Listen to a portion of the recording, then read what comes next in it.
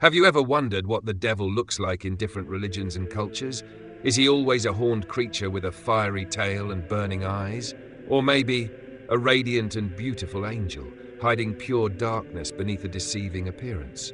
In every corner of the world, from sacred texts to ancient myths, there are beings called devils or dark forces. Beings whose purpose is to tempt, destroy, and break the human will. But here's the interesting part.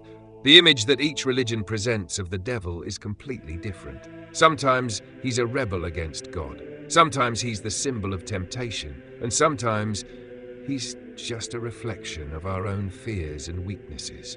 In this video, we're going to explore 10 of the most famous devils from major world religions, divided into 2 parts.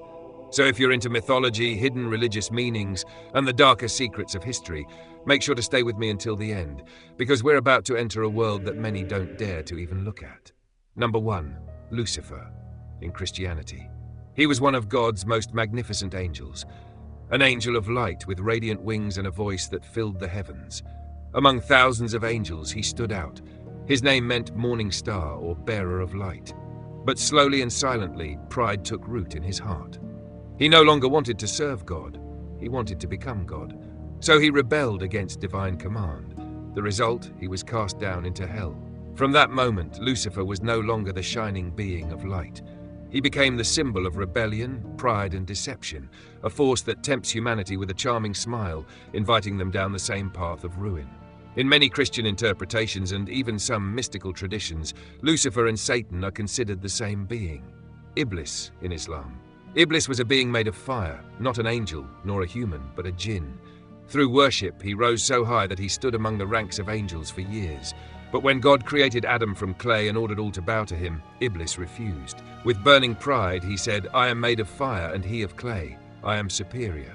That one sentence caused him to be cast out of God's presence and fall into hell. At that moment, Iblis swore by God to mislead humanity until the day of judgment. "I will come at them from the front, behind, right, and left, and you will find most of them ungrateful." From that day on, Iblis became not just the enemy of Adam, but the enemy of all humanity.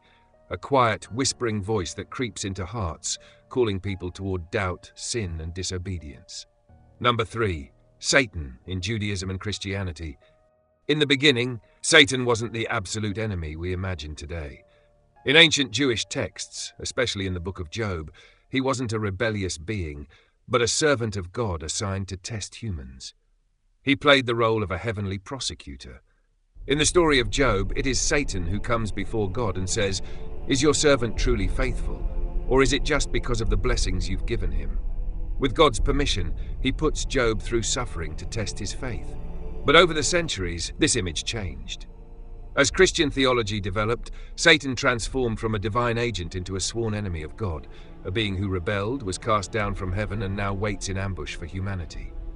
Number 4. Mara in Buddhism. In a fateful moment, as Buddha walked the path toward enlightenment, a unique enemy appeared, not from outside but from within. Mara is the embodiment of all fears, desires, illusions, and temptations that imprison the human mind. He appeared with seductive visions, haunting memories, and shadows of the future, trying to pull Buddha off his path. Through these deceptions, Mara tried to shake Buddha's mind and trap him in doubt, stopping him from reaching the light. But Buddha looked at him calmly and said, "You are not real." At that moment, Mara vanished, but his presence remains, not as an external enemy, but as the inner struggles that every seeker of truth must face. Mara reminds us that our greatest enemy might just be ourselves. Number 5. Ahriman in Zoroastrianism. In the beginning there was only light, a world full of order and truth created by Ahura Mazda, the wise lord. Everything was in harmony, and there was no fear of darkness, because darkness had no form yet. But somewhere far from the light, deep in the void, something awoke. It was not born of light or life, it was born of denial. He was Ahriman. He couldn't see light, couldn't understand love, and at his first glance upon existence, he wanted to destroy it. He didn't come to tempt or test, he was born for pure destruction. He created lies to undo truth, disease to break bodies, and death to end life. With rage and hate, he formed an army of demons and shadows to wage war against the order of the universe. Ahura Mazda stood in the light, Ahriman sank into the heart of darkness. And from that moment, the eternal battle began. a cosmic war flowing through the fabric of existence and rooted in every human soul. This battle isn't just in the heavens anymore. Every thought, every word, and every action is either on the side of truth or in service of falsehood. Zoroastrians believe that one day, truth will triumph. Light will fill the world and Ahriman will collapse into his own darkness. But until then, we all stand in the middle of this endless battlefield. And every choice we make is either a seed of light in the night or a wound on the face of day.